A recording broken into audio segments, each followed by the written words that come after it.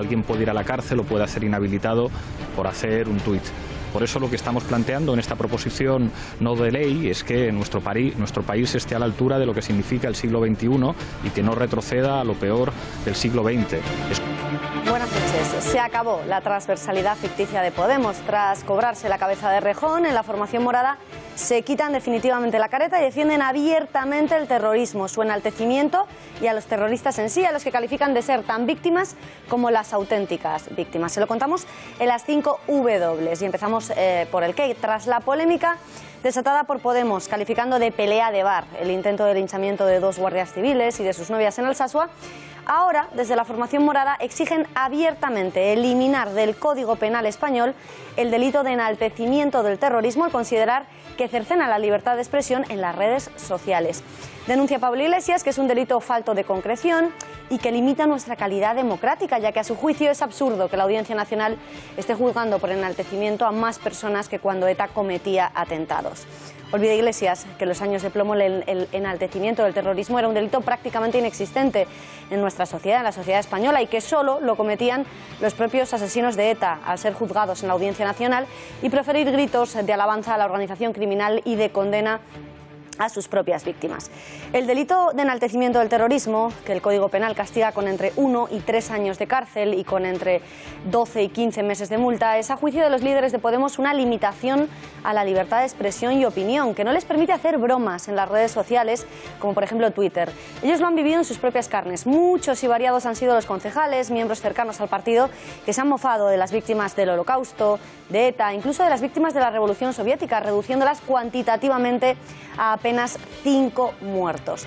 Y llegamos al cómo. Zapata, Sánchez Mato, Pablo Iglesias son solo los exponentes de la ideología real de Podemos, donde antes incluso de llegar a la política su líder se paseaba amistosamente por las herricotabernas, alabando, ensalzando, enalteciendo la historia criminal de la banda, con afirmaciones como que todos los pueblos tendrían que tener derecho al ejercicio de la violencia armada en busca de su libertad. Normal que, pensando así, Pablo Iglesias salga en defensa de Bódalo, de Maestre, de Zapata, de los agresores de Alsasua e incluso de Arnaldo Otegi. Editorial con Eduardo García Serrano.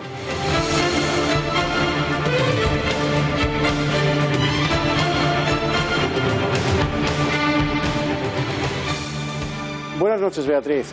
Su abuelo era un miliciano comunista que en el Madrid del Frente Popular, en la Segunda República, se dedicó a pasear fachas aplicándoles la justicia proletaria que tanto le gusta a su nieto. Fue juzgado, condenado y perdonado por el régimen de Franco. Su padre fue militante del FRAP, organización criminal que en el tardofranquismo sembró el terror comunista asesinando policías. Estuvo encarcelado 2 veces por su militancia en el FRAP.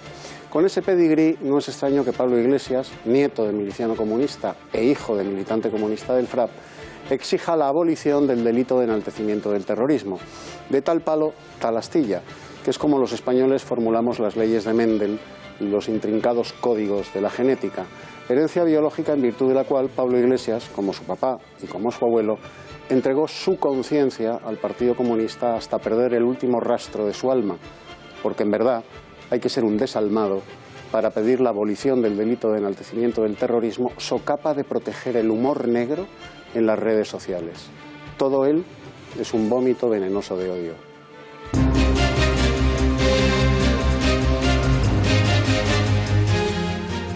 A pesar de las exigencias que llegan desde Bruselas en sentido contrario, el ministro de Hacienda, Cristóbal Montoro, promete que no nos subirá el IVA. ¿Cuánto tardará esta vez el Ejecutivo en incumplir otra de sus promesas fiscales? Y nosotros desde el Gobierno, vamos, le decimos que no hay que subir el IVA, ni ningún tipo reducido del IVA. Esperanza Aguirre propondrá a Manuela Carmena eliminar las plusvalías que los madrileños se ven obligados a pagar al recibir una herencia. ¿Qué porcentaje se paga en Madrid? ¿Es justo este impuesto? ¿En qué lugares de España es más elevado? Y por qué hablaremos con un economista experto en fiscalidad para aclarar todas estas cuestiones. Pues que debería ser lo más alto posible. Que deberían quitarlo, que está bien así en Madrid, que no lo tengan. Que está muy bien hecho y que debe ser nacional. Pues que es un robo del Estado. Pues que debería desaparecer, entiendo. El Parlamento Autonómico murciano admite a trámite la moción de censura contra el presidente de la comunidad, el popular Pedro Antonio Sánchez. Ciudadanos le da un plazo de 24 horas al PP para que aparte a Sánchez y designe a otro candidato, mientras que el Partido Popular pide calma para no tomar decisiones precipitadas que acaben conduciendo a unas elecciones anticipadas. Y lo que nos preguntamos es qué sabrá el señor Pedro Antonio Sánchez para que incluso el señor Rajoy se dedique a darle protección en vez de a pedir que se vaya, como está haciendo, por cierto, el expresidente de la Comunidad. Ya hay fecha para las primarias del Partido Socialista. Será previsiblemente el próximo 21 de mayo, justo 7 días después de la Semana Santa. Los candidatos a la Secretaría General tendrán que comenzar a pedir los avales necesarios para presentarse en el seno de un partido más dividido que nunca en toda su historia. Hay un PSOE que gana. El PSOE que con Susana gana en Euskadi o que gana en Valencia. De gentes de ayer, bueno, yo siempre tengo que recordar que las primarias, el voto de cada militante tiene el mismo valor.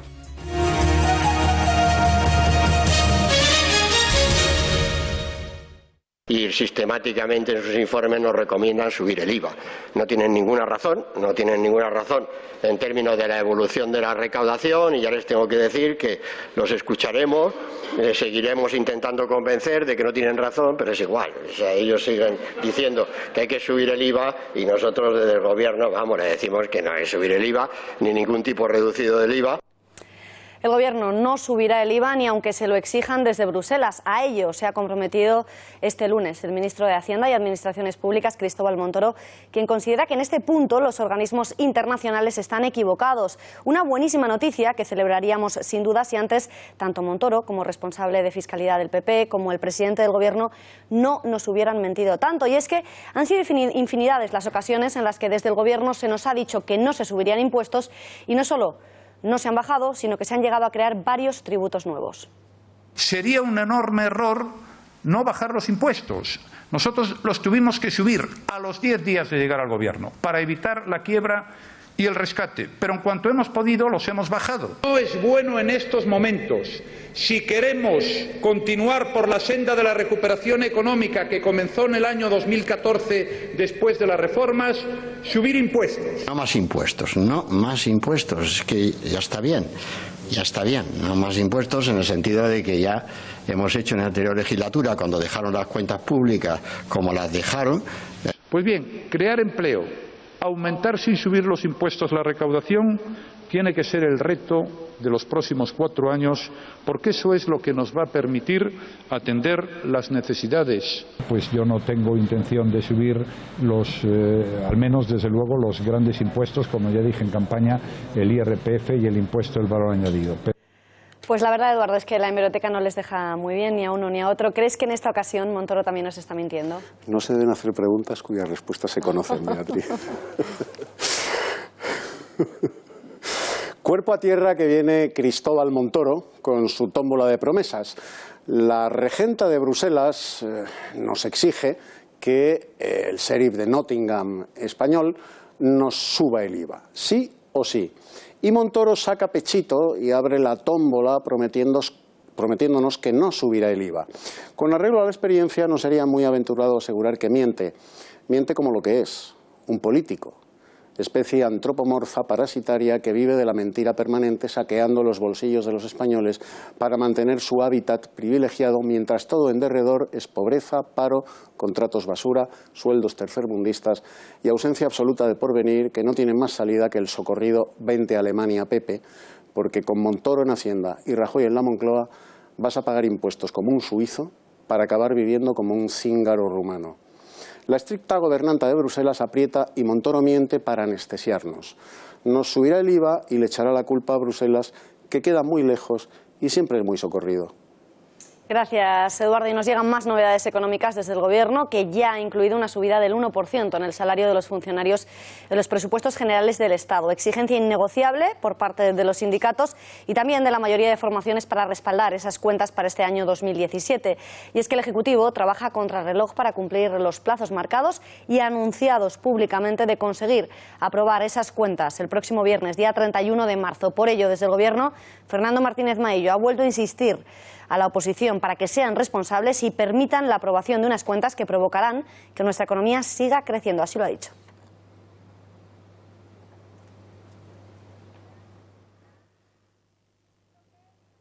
Por lo tanto, es importante, no da igual que haya presupuestos a que no lo haya. No da igual, no es lo mismo. Por eso es muy importante que todos los partidos políticos entiendan y comprendan que asumen todos una responsabilidad, que la responsabilidad mayor es la de quien gobierna, sí, claro, por eso nos la han dado los ciudadanos a través de las urnas, pero la responsabilidad es compartida de todos.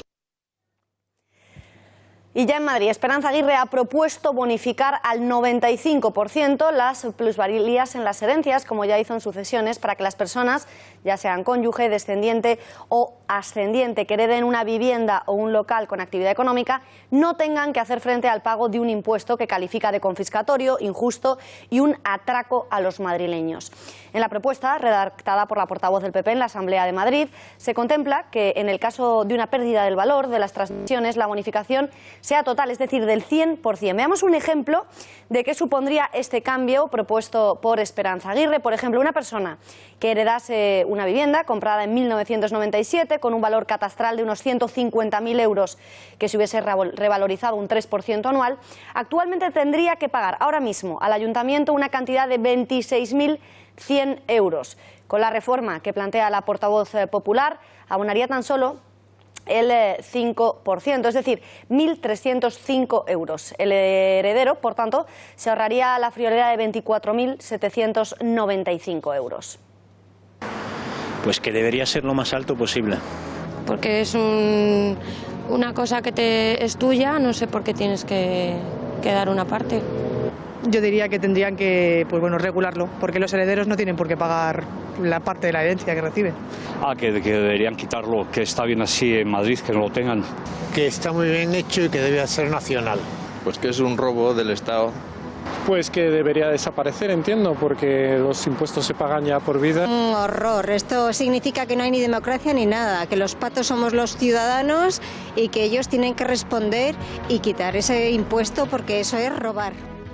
Y de vuelta al plano nacional, el ministro de Hacienda no descarta una quita de deuda a todas las autonomías. En el marco de la reforma de la financiación autonómica, en marcha desde hace algo más de un mes tras la constitución de la comisión de expertos, el ministro afirmó este lunes que en el Gobierno están todavía escuchando a los expertos en financiación autonómica y que a este respecto están abiertos a todas las sugerencias. Así se tendrían en cuenta todas las recomendaciones, también esas quitas de deuda. Y al margen de las promesas constantes de rendición de cuentas y regeneración de cada partido, los senadores han tenido la oportunidad de demostrar su compromiso individual con la transparencia al rellenar las declaraciones de bienes y rentas que se entregan al Senado, un trámite al que, por cierto, obliga el reglamento de la institución para acceder al escaño. Pero el 60% de los legisladores han decidido no hacer público su patrimonio. María Matos, ¿qué sabemos de esta información? Buenas noches. Buenas noches, Beatriz. Pues es que más de la mitad de los senadores no quieren responder a las preguntas sobre su patrimonio. Si lo analizamos por grupos parlamentarios, resulta que el partido más opaco es el Partido Popular, seguido de Podemos, y el que más colabora es el Partido Socialista. Hemos revisado las rentas de sus señorías de la Cámara Alta y hemos averiguado que del Partido Popular la que más patrimonio tiene es la señora Rosario Isabel Santos, que declara unas rentas de casi 130.000 euros. Del Partido Socialista, la que va a la cabeza es María Perla Borao, con 74.000 euros. Y en Podemos destaca Idoia Villanueva, con 83.000 euros. Pero no solo destaca por ser la que tiene unas rentas más altas dentro de su grupo, sino porque es la única senadora, junto a su compañero Ramón Espinar, que no han actualizado sus declaraciones de bienes desde hace 2 legislaturas. Es decir, que mantienen la declaración que presentaron la primera vez, desde hace casi 2 años. Muchísimas gracias, María, y buenas noches. Nos vamos hasta Murcia porque hoy se ha admitido a trámite la moción de censura presentada por el Partido Socialista en contra de Pedro Antonio Sánchez, el presidente de la región. La moción se presentaba el pasado viernes con la censura de 3 diputados socialistas. Sin embargo, el plazo continúa abierto hasta este próximo miércoles. Deadline para presentar otra alternativa.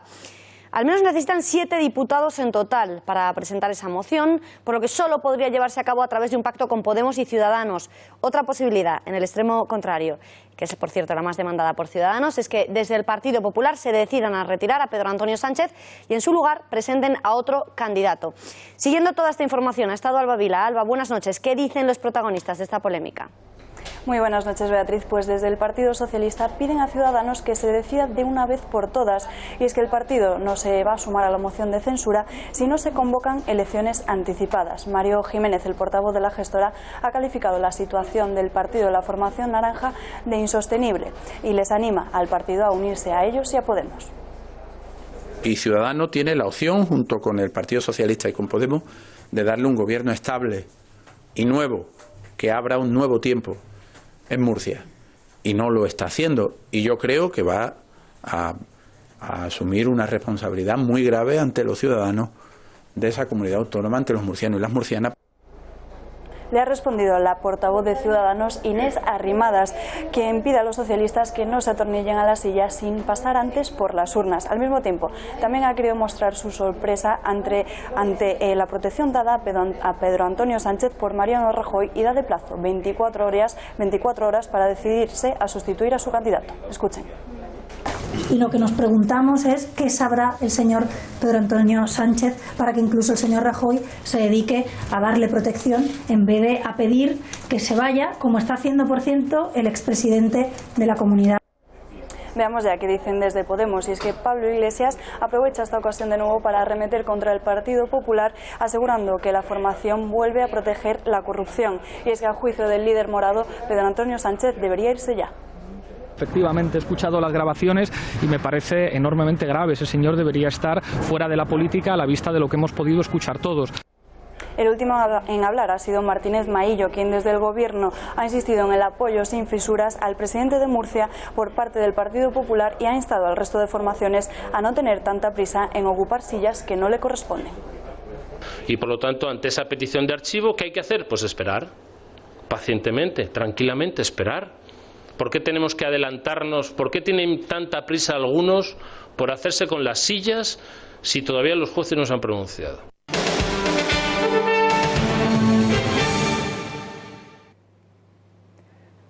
21 de mayo es la fecha en la que previsiblemente tendrán lugar las primarias del Partido Socialista. La recogida de avales para el proceso de las primarias en ese partido comenzará tras la Semana Santa, a partir del día 17 de abril. La votación del nuevo secretario general será el domingo 14 o el 21 de mayo, con mayor probabilidad en la segunda fecha por el festivo de San Isidro en la capital. Así lo ha anunciado el portavoz de la gestora, Mario Jiménez, que ha señalado además que la dirección provisional del Partido Socialista planteará un cara a cara entre los tres candidatos, Pachi López, Pedro Sánchez y Susana Díaz, para que puedan contrastar los distintos modelos de gobierno que quieren llevar a cabo, aunque posteriormente ellos mismos podrán decidir si celebrar más debates o no. Los equipos de los tres candidatos ya han aceptado la celebración de esos cara a cara. Efectivamente, la regulación de las primarias establece claramente que por parte del comité organizador del Congreso se propondrá la celebración de debates para que los candidatos que lo sean, cuando sean candidatos, puedan celebrar un intercambio de ideas mediante la celebración de ese debate. Un debate que organizará el partido y que pondrá a disposición de todos los medios de comunicación, como ocurrió ya en su momento. Susana Díaz encarna el nuevo proyecto. Así lo cree Abel Caballero, que recuerda a los militantes que Pedro Sánchez ya ha perdido 2 elecciones para los socialistas. El alcalde de Vigo se suma así a otras voces como la de Felipe González, José Luis Rodríguez Zapatero, Alfredo Pérez Rubalcaba o el propio Fernández Vara, que hoy ha acusado al exsecretario general y candidato a la reelección, a Pedro Sánchez, de haber dividido al Partido Socialista. Y también hay el PSOE, que perdió elecciones, 2 elecciones generales, y el PSOE, que perdió unas elecciones en Galicia y otras en Euskadi. Y hay un PSOE que gana. El PSOE que con Susana gana en Euskadi, o que gana en Valencia, o que gana en Castilla-La Mancha, o que gana en Extremadura, o que gana en Asturias, o que gana en Vigo, o que ganamos en tantos alcaldes y alcaldesas, claro. Y los ciudadanos quieren el PSOE que gane. Pedro Sánchez ha sido durante 2 años y medio secretario general del PSOE y dejó un partido profundamente dividido, donde se laminaba al discrepante, ¿no? Los demás que nos quieran hacer aparecer ahora como que la historia empieza ahora, no, la historia empezó ya hace tiempo y los que estábamos allí la conocemos, ¿no? Por eso hay determinadas cuestiones que yo no me puedo callar, las tengo que insistir, aunque duela y a alguien no le guste que se digan, ¿no? Y en el lado de los sanchistas se sitúa Miquel Iceta, quien, a pesar de asegurar que sería neutral durante todo el proceso de primarias, no puede evitar sus simpatías. Hoy ha admitido que la foto conseguida por la presidenta de la Junta en su mitin de este fin de semana es buena, pero pide no cantar victoria antes de tiempo, ya que recuerda que serán los militantes quienes decidan al candidato con sus urnas. De gentes ayer, bueno, yo siempre tengo que recordar que las primarias, el voto de cada militante tiene el mismo valor y que, por lo tanto, es importante saber qué apoyos tienen unos y otros candidatos, pero sobre todo lo que va a ser importante es el día que se celebren las primarias, saber cuántos militantes apoyan a una u otra candidatura. Y quien también ha querido brindar su apoyo a Pedro Sánchez, aunque de manera velada, ha sido Pablo Iglesias, que reconoce preferir a un Partido Socialista más alejado del Partido Popular, encarnado, a su juicio, en la figura de Pachi López y de Susana Díaz. Nosotros nos tenemos que mantener enormemente respetuosos con los procesos internos de otro partido. Claro que, lógicamente, seguí ese acto y pude ver al señor Rubalcaba y al señor Felipe González apoyando a Susana Díaz, pero en ese partido tendrán que ser sus militantes los que decidan quién gana, y nosotros seremos enormemente respetuosos con todos los candidatos, y cuando ese partido decida quién es su líder, pues nosotros le volveremos a plantear lo mismo, que nos parece una mala noticia para España que el Partido Socialista esté más cerca del Partido Popular que de Podemos, y que ojalá rectifiquen, porque eso sería bueno para nuestro país, pero enormemente respetuosos con sus procesos internos. Una opinión que parece no haber gustado nada a Celia Villalobos, que acusa al líder morado de querer fagocitar al Partido Socialista. En el Partido Popular, en el Gobierno, prefieren no opinar del proceso de primarias de otro partido, dicen que respetan y miran simplemente. En Podemos esto ha sido Lenin contra Trotsky y a los trotskistas se los han cepillado. Por eso no creo que en Podemos puedan llegar a un acuerdo con el PSOE. Pablo Iglesias quiere matarlo, quiere comérselo, quiere convertirse en la auténtica izquierda. El Partido Popular lo que tiene que ser, y además lo hemos reclamado siempre a los demás, es profundamente escrupuloso y respetuoso con los procesos internos de los demás partidos. Y vamos a ser muy respetuosos con ese proceso interno, difícil y complicado porque llevan muchos meses en ese proceso.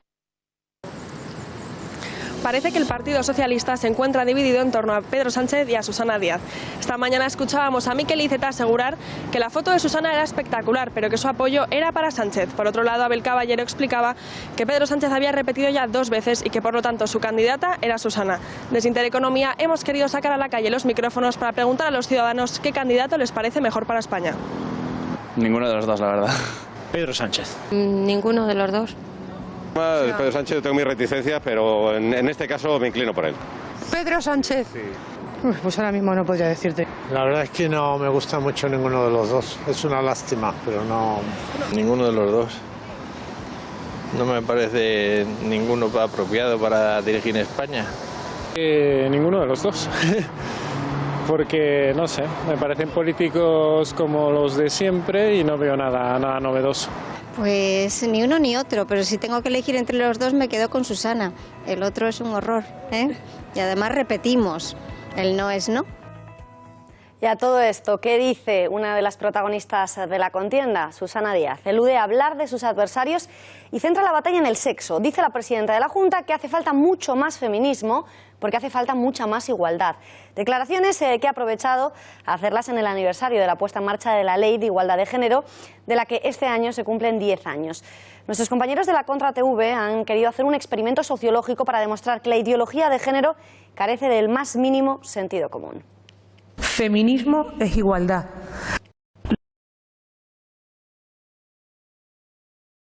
Lo digo desde la máxima responsabilidad institucional en Andalucía.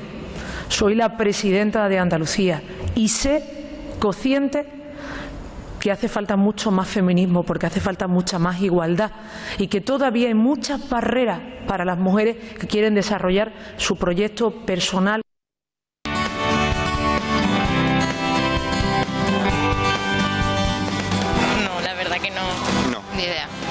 No tenía ni idea. ¿Cómo reaccionaríais si os dijese que soy un hombre? No hay reacción, quiero decir. Igual que si me dice que eres una mujer. Vale, pues sí, podría ser. A ver, obviamente pues a primera imagen no, pero... Hombre, de primeras me chocaría, pero ok. Pues me parece bien, no sé, lo veo normal, me refiero, hoy en día hay muchas personas que no están contentos con su cuerpo o se sienten atrapadas en otros cuerpos y pues cambian y a mí eso no me parece mal. Me pareces una mujer. Me da igual, me parece bien. Pero, ¿qué dirías? Sin problema, a mí. ¿Qué dirías si te dijese que soy china? Vale, pues bienvenida a Valencia. Por ejemplo, preguntaría, pues tus padres estaban viviendo en China, que no te pareces china, así. Me extrañaría porque no lo aparentas. ¿Qué dirías si te dijese que soy una niña de 7 años? Pues eso no confiaría. Que no tienes 7 años y que es mentira. Que necesitarías ayuda. Entonces, si yo quisiese matricularme en primero de primaria, ¿crees que me lo deberían permitir? Sí, si tú quieres. Por mi bien. Claro, para mí sí. ¿Qué dirías si te dijese que mido 1,90?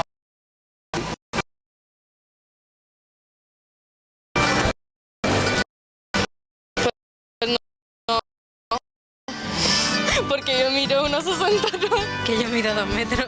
Que no mides 1,90. Que no mides 1,90. ¿Me dirías que estoy equivocada? Hombre, objetivamente sí, que tú pienses que mides 1,90 entran otros factores, pero no mides 1,90. No, no te creo. Porque no eres alto de 1,90. Puedes pensarlo, pero no eres alto de 1,90. Entonces, puedo ser una niña de 7 años y tú me creerías, pero no puedo ser una persona de 1,90. No, ya te he dicho. Si tú crees que puedes ser una niña de 7 años, puedes creer en todo lo que quieras. También que puede creer que es alto 1,90, pero no lo eres.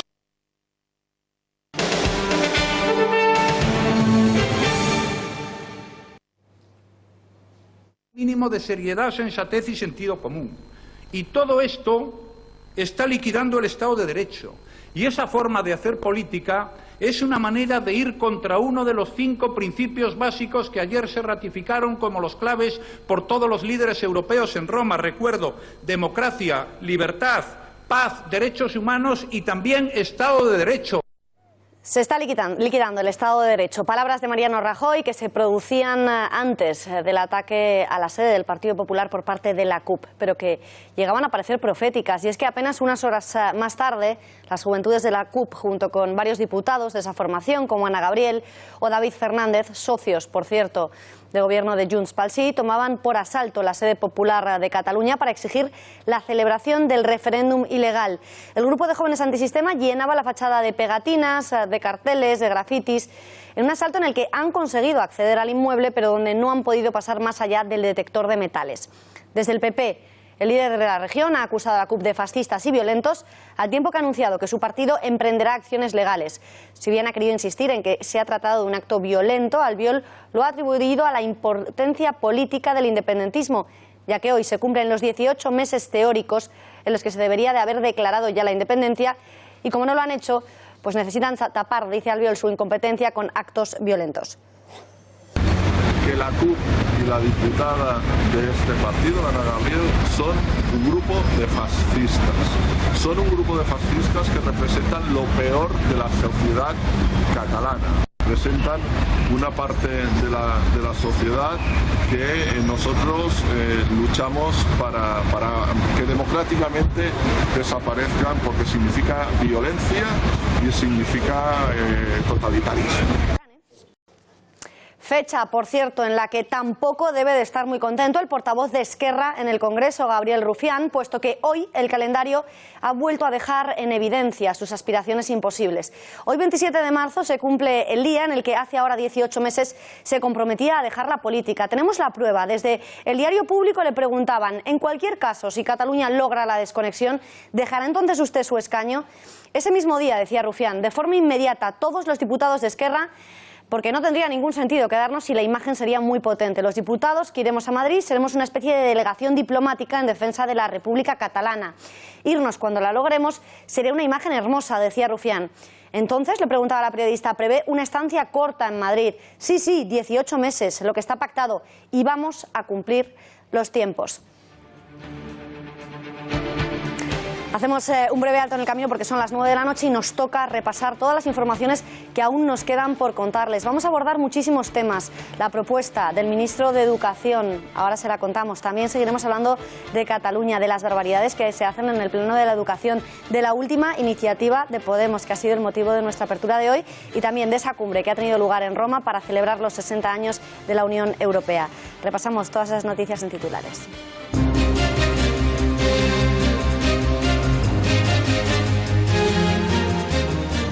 El ministro de Educación, Íñigo Méndez de Vigo, ha abierto aún más la puerta a que las autonomías flexibilicen la educación. Pues sí, Beatriz, como si el hecho de que las competencias de educación transferidas a las comunidades autónomas no hubiese causado ya suficientes problemas, por ejemplo, las desigualdades entre territorios, o que haya españoles que no sepan escribir correctamente en nuestro idioma. El gobierno se muestra ahora satisfecho y anuncia que va a abrir aún más la mano para que secesionistas y nacionalistas puedan adoctrinar como quieran. Y seguiremos con la vista puesta en Cataluña, donde, como les estábamos contando hoy, las juventudes de la CUP y varios de sus diputados han tomado por asalto la sede del PP en esa región. Es su manera, dicen, de protestar por la no convocatoria del referéndum ilegal. Los antisistema catalanes y socios de Junts pel Sí en el gobierno y de la Generalitat han ocupado por la fuerza la sede popular, con la portavoz de la formación en el Parlamento catalán, Anna Gabriel, a la cabeza, causando diversos daños materiales. El líder del Partido Popular en Cataluña, Xavier García Albiol, ha anunciado que emprenderán acciones legales. Gracias, María. ¿Quién manda en el Partido Popular? Es lo que le han preguntado a Esperanza Aguirre en una entrevista radiofónica. Laura, ¿qué es lo que ha contestado?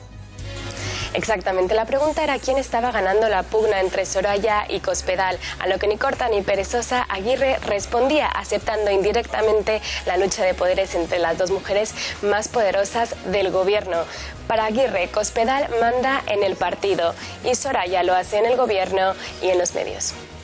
En el partido, la que está más implantada es María Dolores de Cospedal. Doña Soraya no tiene implantación en el partido, tiene mucho poder en el gobierno y sobre todo en los medios de comunicación. Y volveremos a nuestra noticia de apertura, la petición de Podemos de erradicar el delito de enaltecimiento del terrorismo. Si la semana pasada la polémica era en torno a la no lectura del auto de Alsasua, esta vez Iglesias se descuelga solicitando eliminar del Código Penal una ley que a su juicio coarta la libertad de expresión e impide el humor negro en las redes sociales. Es completamente inadecuado y habla mal de nuestra calidad democrática que en este momento la Audiencia Nacional esté juzgando a más gente por enaltecimiento del terrorismo que cuando ETA actuaba y llevaba a cabo atentados terroristas. Y este sábado se ha celebrado en la capital de Italia la firma de los Tratados de Roma, que dieron origen al nacimiento de la Unión Europea. Así es, se conmemorarán los 60 años de la fundación de la Unión Europea. ¿Pero qué fue lo que les llevó a fundar esa unión hace ahora 6 décadas? ¿Quiénes la fundaron? ¿Queda algo del proyecto original? Lo abordaremos en unos instantes con el historiador Fernando Paz.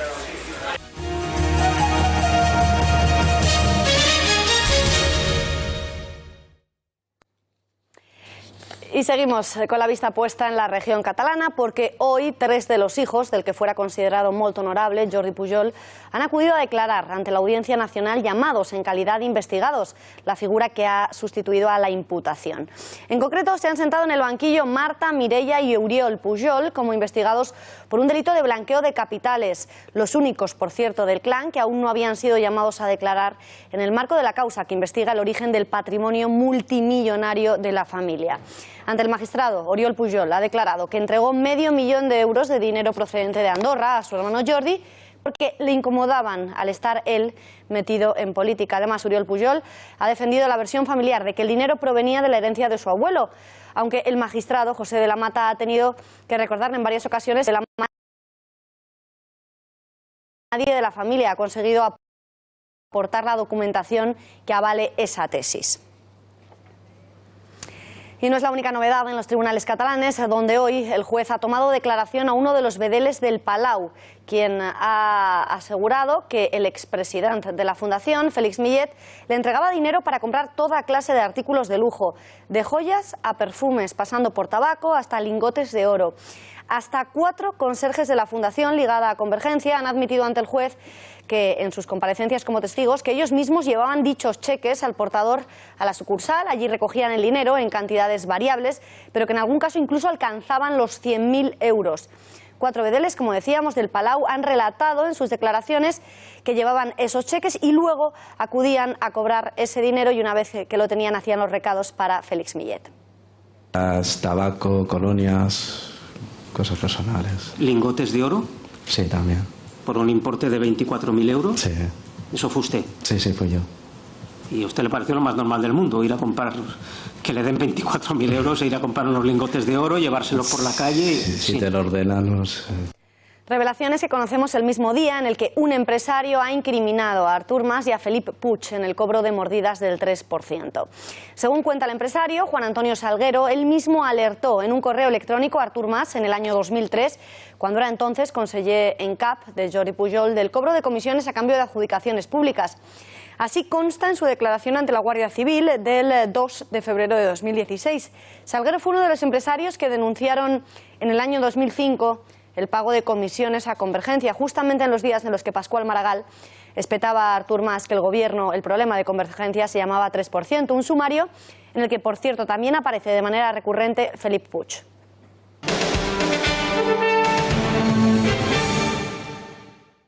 Es necesario un modelo educativo que afiance la distribución competencial realizada por nuestra Constitución y los diferentes estatutos de autonomía, que permita además el desarrollo de programas propios por parte de cada administración autonómica y su adecuación a cada realidad territorial. Pues este sistema de competencias cedidas a las comunidades que ahora quiere consolidar el Ejecutivo tan solo es uno de los problemas a los que se enfrenta la educación en nuestro país. La desigualdad presupuestaria, a la que también hacía referencia el portavoz del Gobierno, es otro de ellos, aunque si hay alguno que cabe destacar es la inmersión lingüística obligatoria en algunos territorios. María Durán, buenas noches. Repasamos estos factores que están convirtiendo nuestra estructura educativa en una de las peores de Europa, según prácticamente la totalidad de los organismos. Eso es, Beatriz, buenas noches.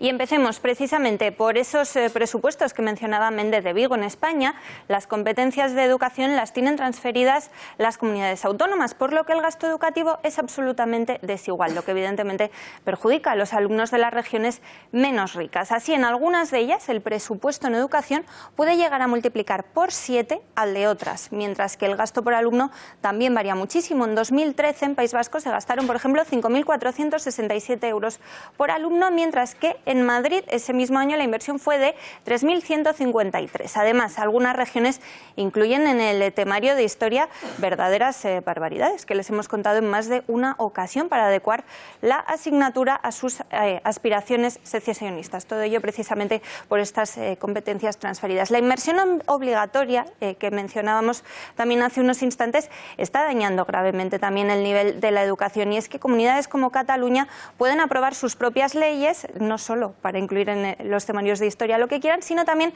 dejando a los alumnos con la posibilidad de estudiar solo 2 horas de castellano a la semana, incluso aunque sean castellano parlantes y soliciten educación en este idioma. Otras zonas viven una situación doblemente perjudicial, como la de Baleares o Valencia, en la que se obliga a los niños a una inmersión en un idioma que ni siquiera es el cooficial de su comunidad, en este caso catalán, siendo, por ejemplo, algunos idiomas originarios de Baleares mucho más antiguos que la propia lengua catalana. La desigualdad en el nivel viene dada también por estos dos factores anteriores, a los que se unen que las comunidades tienen libertad para adaptar, como digamos, ciertas partes de los temarios. Según el último informe de PISA, Castilla y León, Madrid y Navarra son las comunidades que copan los primeros puestos de España en ciencias, matemáticas y lectura.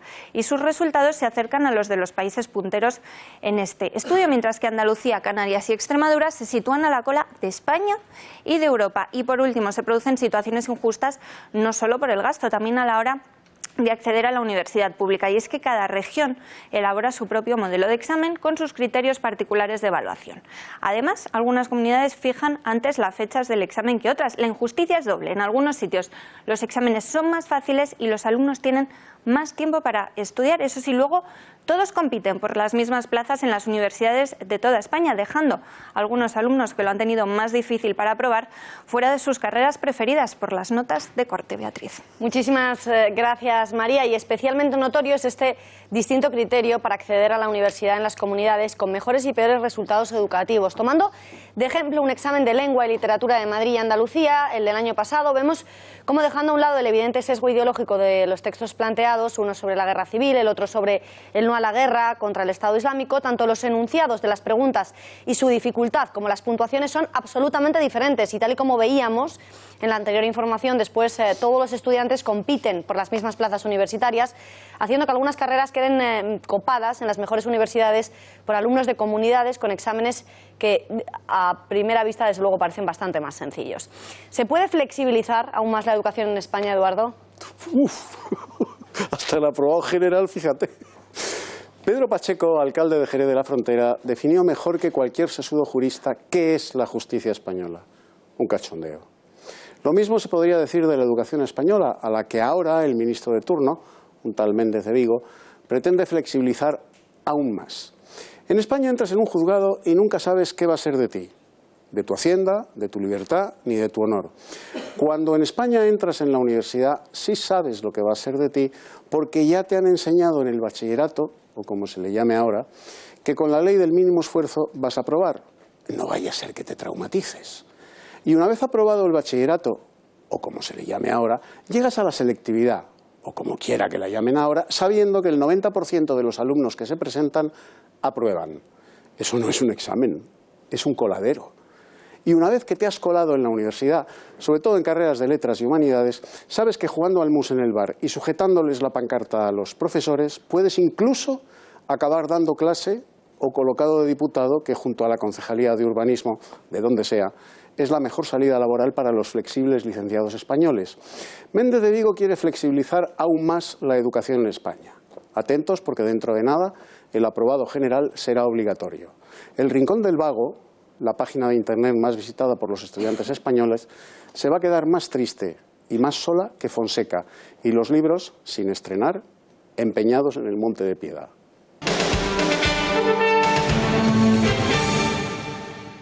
En el partido, la que está más implantada es María Dolores de Cospedal. Doña Soraya no tiene implantación en el partido, tiene mucho poder en el gobierno y sobre todo en los medios de comunicación. Pues así, erigida en una Suiza neutral, Esperanza Aguirre ha conseguido salir del paso sin otorgar la victoria a ninguna de las dos, aunque reconociendo lo que es del César. A Cospedal le otorga la hegemonía dentro del partido ante una Soraya sin arraigo en la formación. A la vicepresidenta y niña bonita de Rajoy le concede el poder en el gobierno y en los medios. Para conocer el alcance real de la número 2 del Ejecutivo hemos querido rescatar un vídeo realizado por nuestros compañeros de la Contra TV, en el que si algo nos queda claro es que si en el gobierno quieres medrar hay que arrimarse al árbol que más cobija. Ese es claramente Soraya Sáenz de Santamaría.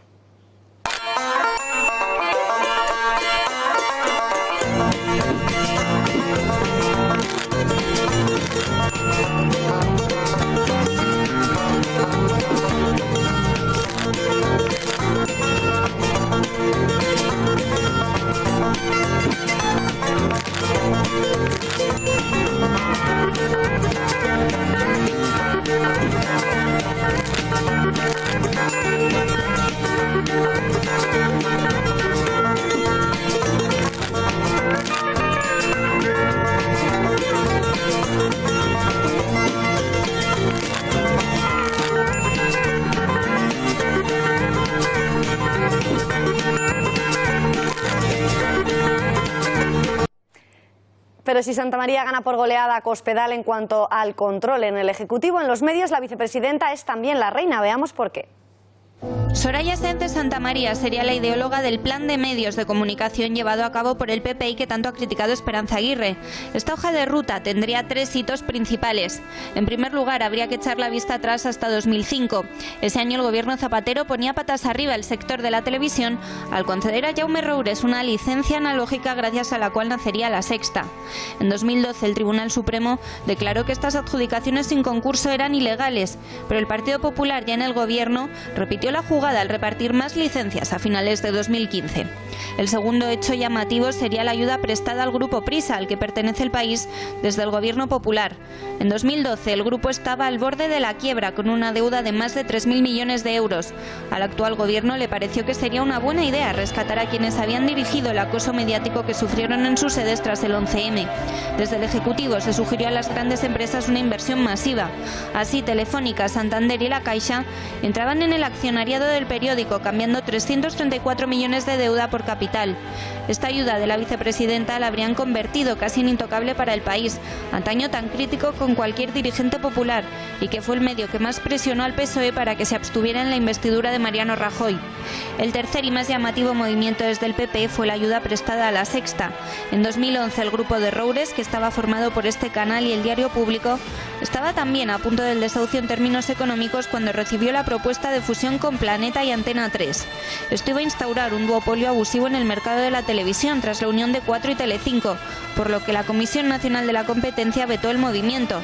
Pero el Gobierno contravino al órgano regulador y resolvió dar vía libre a la operación. La vicepresidenta parece sagrada también para este grupo crítico con su gobierno e incluso ha sido invitada a entrevistas en el prime time de Antena 3, en las que se ha podido lucir sin prácticamente preguntas incómodas y sin mucho Daily Show.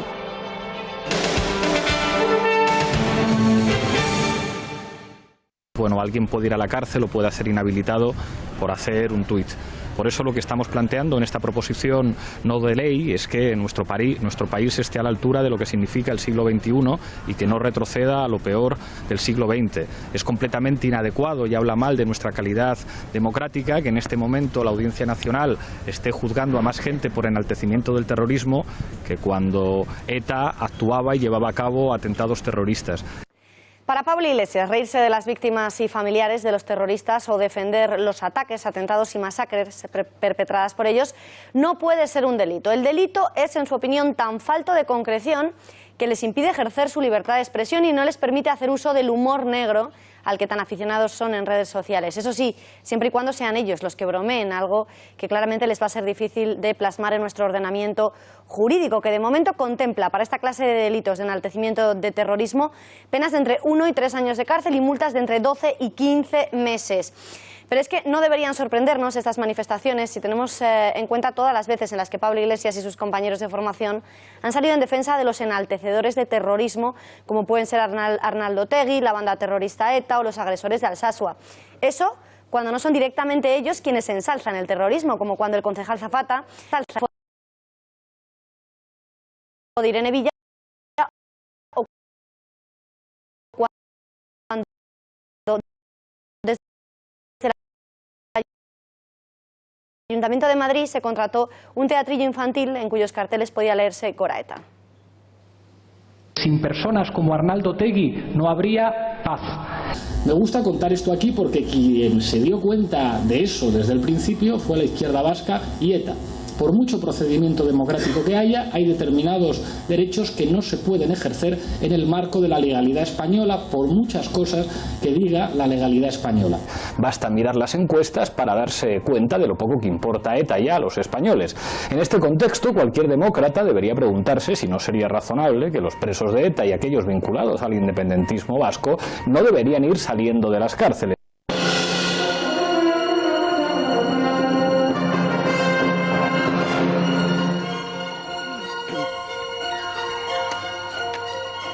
Este fin de semana hemos conmemorado el embrión de la creación de la Unión Europea, 60 años, paz, con la firma de los Tratados de Roma y vamos a preguntarte ya rápidamente, te saludamos, ¿qué fue lo que llevó a fundar esa unión hace ahora 6 décadas? ¿Quién lo fundó? Y si queda mucho del proyecto original o ha ido cambiando a lo largo del tiempo. Bueno, se fundó después de la Segunda Guerra Mundial, después de la Confederación Europea del Carbón y el Acero, y se fundó en gran parte, claro, para evitar los conflictos que habían venido jalonando la historia europea en los últimos 70 años, ¿no? Desde la Guerra Franco-Prusiana hasta el final de la Segunda Guerra Mundial. ¿Quiénes fundaron esto? Que es interesante recordarlo, ¿no? Porque la Unión Europea es un proyecto que ha devenido en una cosa que quizá no era en sus comienzos o que, en fin, no era completamente igual. Consideremos a los 4 personajes más importantes. Vayamos a ellos. Que son Robert Schuman, Konrad Adenauer, De Gasperi y Jean Monnet. Bueno, 3 de ellos eran personas muy católicas. Sí. Y el catolicismo desempeñó un papel muy importante a la hora de construir la Unión Europea, bueno, lo que fue el comienzo del mercado común. Hasta tal punto que a lo mejor es interesante decir, porque no es muy conocido, que dos de ellos, De Gasperi y Robert Schuman, están en proceso de beatificación.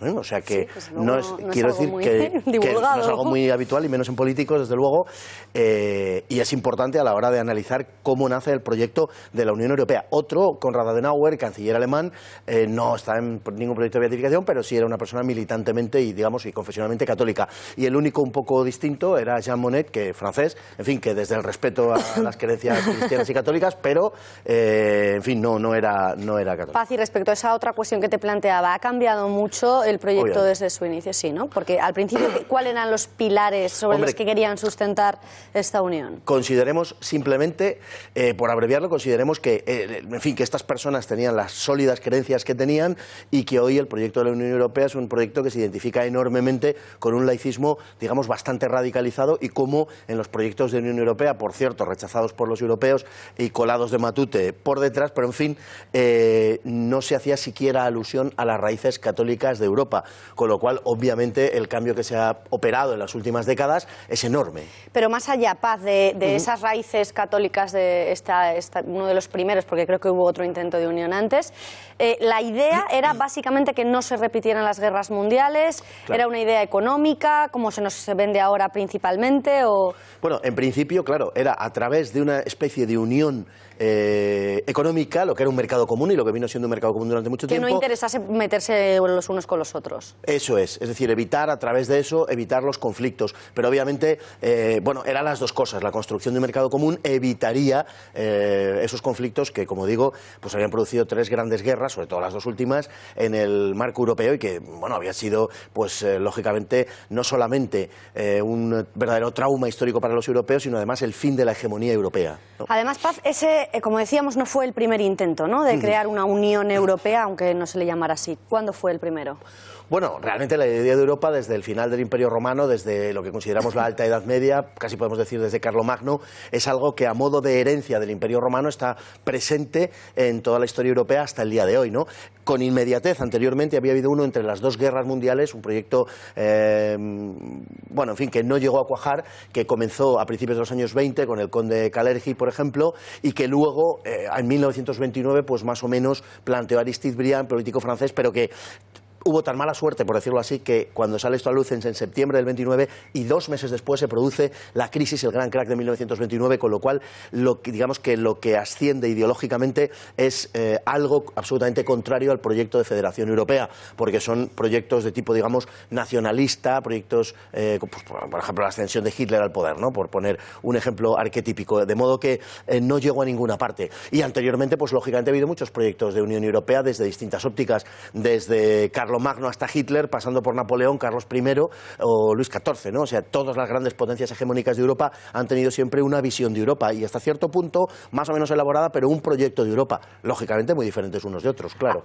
Paz, ¿hay distintos conceptos de Europa o solo puede haber una modalidad, un tipo de Europa? No, hay diferentes proyectos, los ha habido en la historia de forma clara, diferentes proyectos europeos. Lo que sí es verdad es que Europa es algo diverso y plural, pero en definitiva Europa es lo que es, tiene una naturaleza y no se puede modificar a voluntad. ¿Y esa naturaleza es? Pues básicamente la herencia grecorromana, la herencia cultural de Grecia y de Roma, más el cristianismo. Eso es Europa. Donde no está eso presente, no hay Europa, de ninguna manera, no puede haberla, ¿no? Por tanto, esa dimensión cristiana que a su vez vehiculó, por decirlo en términos contemporáneos, la propia cultura grecorromana, esa dimensión cristiana es simplemente esencial para entender Europa. Sin eso no puede haber nada parecido remotamente a Europa, siempre y cuando concibamos Europa como algo más que una mera expresión geográfica, ¿no? ¿Podemos decir que ha habido países que han querido unir Europa y otros que han querido que no se una? ¿Cuál ha sido de estos el gran enemigo de la Unión Europea? Bueno, ha habido países que han tenido cada uno a su manera proyectos europeístas. Podemos recordar, por ejemplo, a Carlos I de España, Carlos V de Alemania, un proyecto más de carácter medieval, más orientado hacia el pasado, podemos decir, hacia la construcción de la cristiandad, de eso que se llamó cristiandad durante muchos siglos.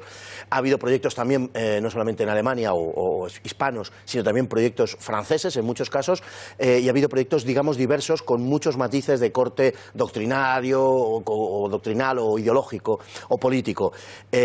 Pero lo que sí ha habido siempre, si estos han sido muy diversos por su lado, lo que siempre ha habido, o desde los últimos siglos, digamos, ha sido una oposición permanente a que esos proyectos cuajen. Y esa oposición permanente viene representada fundamentalmente por el Reino Unido. Gran Bretaña siempre ha sido el gran enemigo de la unidad europea. Y sin embargo entra, pero entonces ¿por qué entra? Porque tampoco estaba obligado. Bueno, entra porque no se puede quedar fuera por determinadas razones de tipo económico inmediato, y yo barrunto que también en parte para vigilar ese proceso desde dentro. Gran Bretaña ha tenido siempre ¿su moneda? La idea, no, por supuesto, su especificidad, pero a la carta, ¿no? Estaba en la Unión Europea.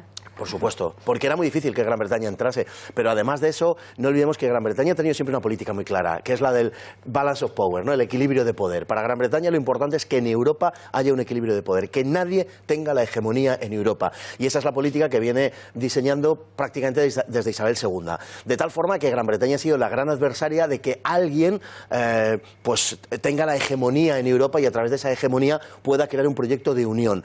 Lo que ha visto con un poquito más, digamos, el propio Churchill, por ejemplo, con un poquito más de cariño, si se quiere, es un proyecto europeo más equilibrado. Pero parece que es difícil que haya un proyecto europeo federal y equilibrado, porque siempre hay algún gran país que lidera esa unidad europea, algo a lo que Gran Bretaña siempre se opondrá. Nos quedan 50 segundos y nos queda todavía abordar la cosa más intrigante de toda la sección de hoy, que es la bandera europea.